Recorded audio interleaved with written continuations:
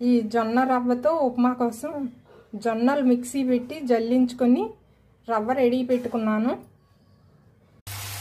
ముందుగా పోపు వేయించేసుకుని ఉప్మా రవ్వతో ఉప్మా చేసుకున్నట్టే పోపు దినుసులు వేయించేసుకున్న తర్వాత ఉల్లిపాయ ముక్కలు, అల్లం ముక్కలు, టమాటా ముక్కలు వేసి వేయించేస్తున్నాను. ఇవి కొంచెం బాగా వేయించుకోవాలి. ఈ కప్పుతో 1 కప్పు జొన్న రవ్వ తీసుకుంటున్నాను. సో 3 కప్పులు వాటర్ పోసాను.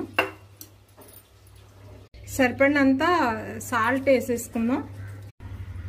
పచ్చిమిర్చి ఎసరులో వేసేసుకుందాం. ఎసరు బాగా ఉడికింది. జొన్న రవ్వ పోసేసుకుందాము. మంట తగ్గించుకొని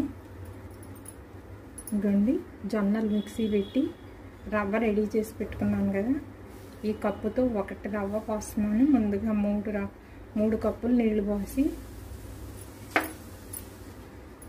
రెడీ పెట్టుకున్నాను కదా. ఇది ఉండ కూడా చుట్టకూడదు.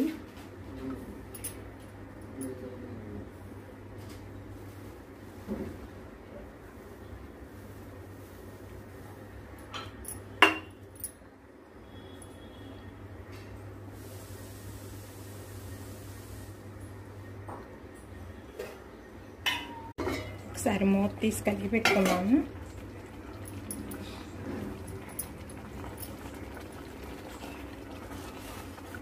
చక్కగా ఉడుకుతుంది.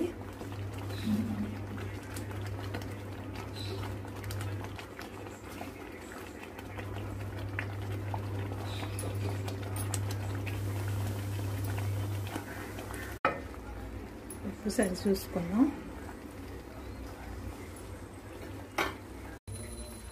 అన్నీ జొన్న రవ్వతో ఉప్మా రెడీ అయింది.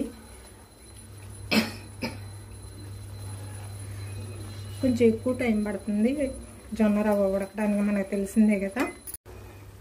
వేయించి పెట్టుకున్న జీడిపప్పుతో గార్నిష్ చేసుకున్నాం. ముందుగా వేయించి పెట్టుకున్న వేరుశనగ పలుకులతోటి గార్నిష్ చేసుకున్నాం. ఎంతో టేస్టీగా జొన్న రవ్వతో ఉప్మా రెడీ అయింది. సర్వ్ చేసేసుకుందాం.